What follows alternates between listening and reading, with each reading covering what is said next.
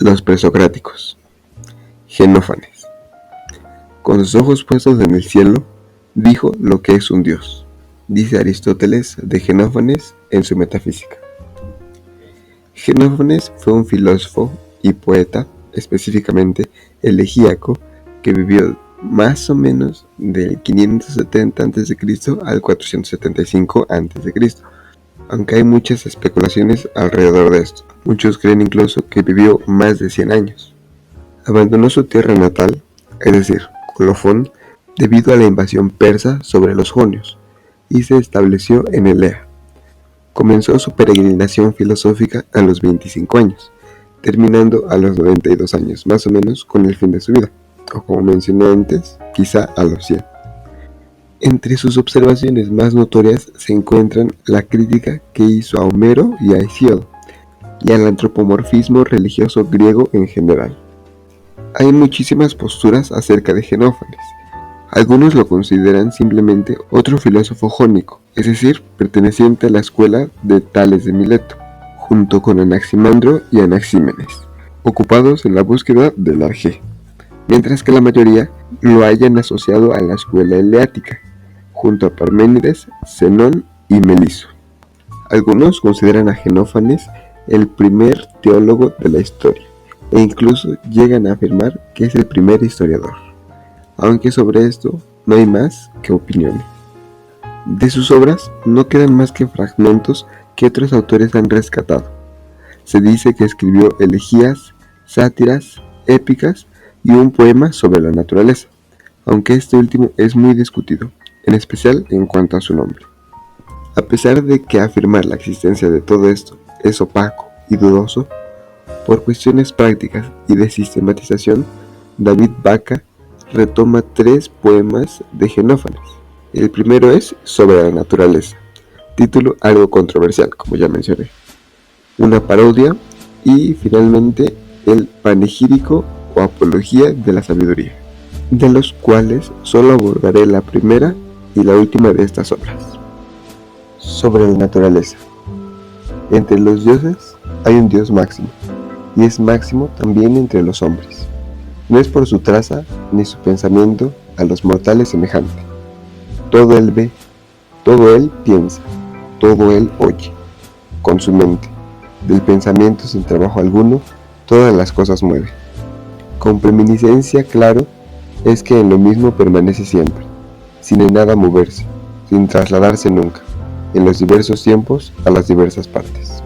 Mas los mortales piensan que, cual ellos, los dioses se engendraron, que los dioses, cual ellos, voz y traza y sentidos poseen.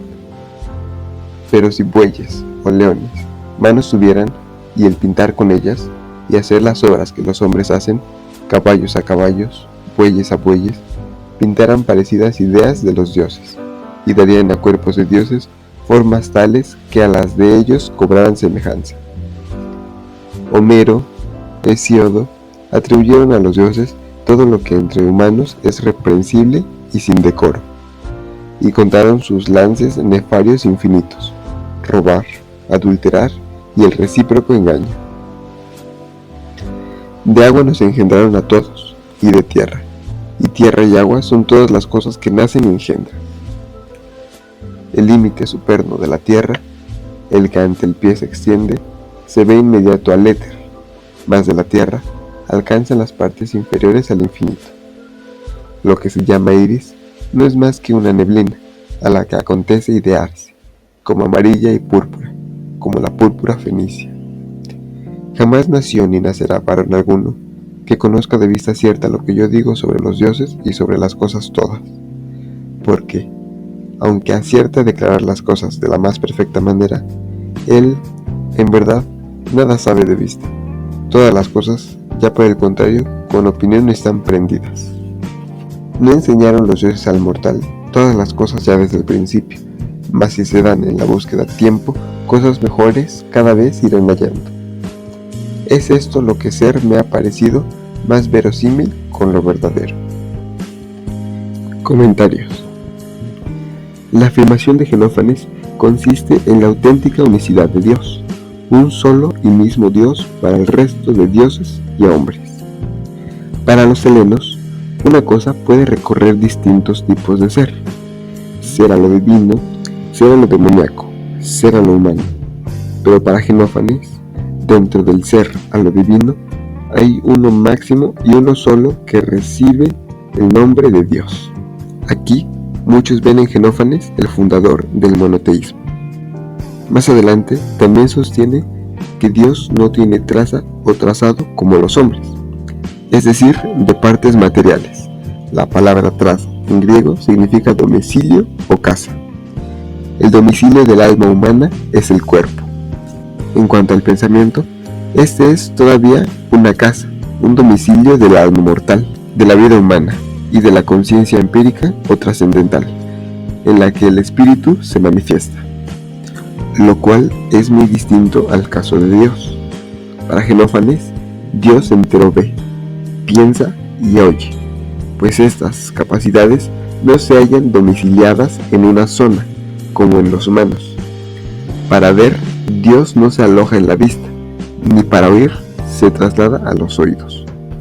En sentido estricto, Dios no tiene partes, Él está todo en todo. Dios es omnipresente. Aquí lo que Xenófanes acusa es el antropomorfismo teológico visual de las civilizaciones antiguas, pues todas hacen a sus dioses a su semejanza, de la misma manera que los poetas relataban a los suyos, tan imperfectos como ellos. Y no también será antropomorfismo suponer que Dios piensa, entendiendo por pensamiento los domicilios de la vida cotidiana, es decir, que el pensamiento, al igual que en los hombres, se halla en la mente divina. Este otro es un fragmento suelto del poema, que para algunos ha sido interpretado como el Arjé de Xenófanes, es decir, la tierra y el agua, o lo húmedo y lo seco como principio de todo. Otros consideran que el Arjé en Xenófanes es simplemente la tierra. Sin embargo, Aristóteles asegura que nadie propuso la tierra como Arjé, y el agua ya había sido propuesta por Tales de Mileto, así que este fragmento no es nada claro. Xenófanes concibe la profundidad de la tierra como indefinida, no ya limitada por el Tártaro, ni por una bóveda celeste. Esta extensión a lo indefinido, próxima al éter, al aire puro, antitético de lo visible, es decir, a lo que Aristóteles llama quinta esencia, por configurar al mundo celeste, tan diferente al terrenal, constituido por los 4 elementos, permanece fuera del alcance del pensamiento o de la vista de los hombres. El heleno hace la distinción entre ojear, ver y saber de vista. Ojear es percibir con los ojos lo inmediato y vital. Se ojea siguiendo lo que de apetito tenga algo para el gusto, el olfato, la vista sexual o la práctica. Ver, por otro lado, es percibir los aspectos eidéticos puramente visuales, dejando los demás, por lo que este ver eidético no llega a la concepción platónica de eidético, de indicar las cosas en su concepción más pura. Ver es solo ver perfiles, límites, contornos típicos. Saber de vista, por último, es saber por haber visto y por estar viendo lo visible, las ideas de las cosas. Este es el saber eidético, ahora sí, en su concepción platónica. Y es este saber lo que configura un sistema basado en ideas abstraídas de lo que los ojos, en su faena práctica visual, presentan. Este fragmento simplemente expresa lo ojeado por los limitados ojos de los mortales. Aquí hay otra impresión ocular que no llega a un visual eidético. Lo primordialmente visible para Xenófanes son los límites y los perfiles, de ahí que su rango cromático le importe tan poco. Ahí donde los hombres se limitan a ver los colores del arco iris, de los cuales Xenófanes solo distingue 3 por ser tan irrelevantes, él ve el perfil del arco iris y ve que no es más que neblina, pues tierra y agua es todo cuanto generan y nace. Este último es lo que engendra las nubes, la neblina y el arco iris. El decir bien es una suerte, un acierto inesperado y hasta gracioso.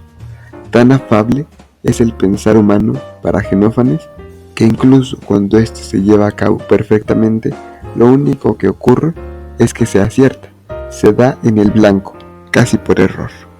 Más adelante, Xenófanes contrapone al saber de vista, al saber eidético, inaccesible a los hombres, el opinar, el conocer opinativo, con el cual todas las cosas los mortales han ya manchado.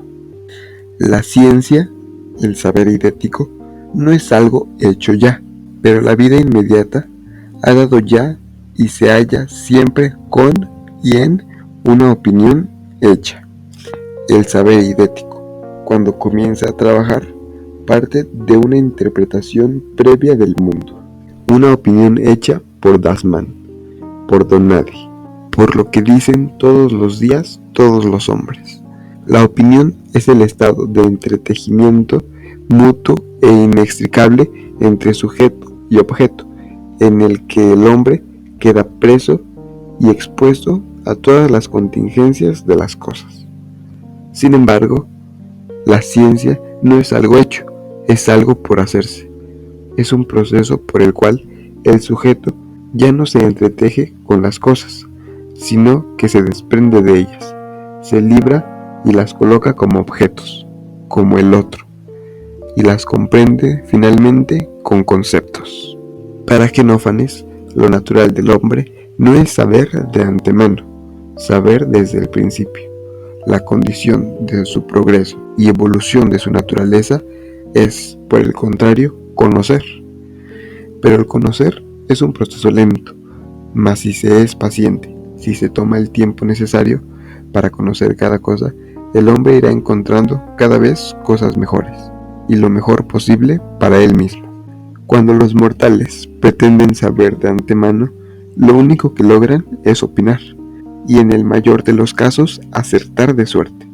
Eso de saber de antemano, de saber desde el principio, hay que dejárselo a Dios. A pesar de lo anterior dicho, lo que es cada cosa, las cosas en sí, no son cognoscibles enteramente para el hombre. Este, en plan científico, puede acercarse a la verdad por verosimilitud, por semejanza y ya, nada más. Panegírico de la sabiduría. Aunque arrebatare la victoria, o por los pies veloces, o en los quíntuples juegos, como atleta, los de a la vera del agua del Pisas, allá en la región olímpica, junto al templo de Júpiter, o en luchas mano a mano, o en el tanto rudo afán del pugilato, aunque la victoria en el combate pavoroso, que combate se llama de combates, y por estos motivos sea en el parecer de sus conciudadanos más admirable que ellos, y para él se levanten los combates, asiento más subido, y aunque por el erario de la ciudad se viera sustentado, y aún le dieran el dono, porque más encareciera, y aunque en carreras de caballos venza, aunque de una vez alcance todo esto, su dignidad no es pareja a la mía, que es mi sabiduría más excelsa que vigor de hombres, que de caballos fuerza. Ya 7 más 70, con los años que traen mi mente de acá para allá, por las tierras helenas. Y ya tenía entonces mis 20 de nacido, mas, aun con cuantos años, decir podría con verdad que de estas cosas algo sepa, que aún yo mismo no tuve más remedio, viendo por ambos lados cada cosa, que una vez, otra y otras muchas, cual flechas disparar el pensamiento.